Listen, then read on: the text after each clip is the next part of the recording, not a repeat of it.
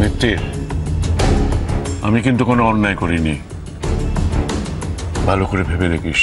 হ্যাঁ হ্যাঁ বুঝেছি, সেই জন্যই তো দেশের বাড়িতে যাওয়ার সময় একবারও আমাকে জানাবার প্রয়োজনও মনে করলি না। একটা মানুষের মনে কতটা পাপ থাকলে যে সেই কাজটা করতে পারে সেটা আমার বুঝতে অসুবিধা হয়নি। তুই বিশ্বাস কর মিত্তির, আমি জানতাম না যে তুই দেশের বাড়িতে যাসনি।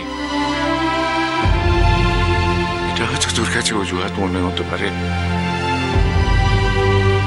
দেখ, যেটা ভেঙে গেছে সেটা তো আর জোড়া লাগবে না।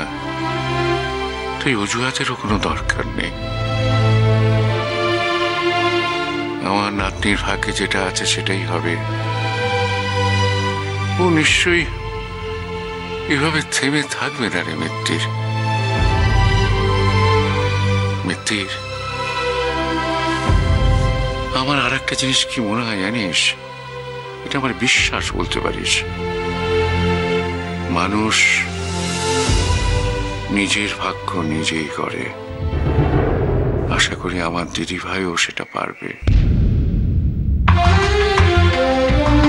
তোরা চিন্তা করিস না।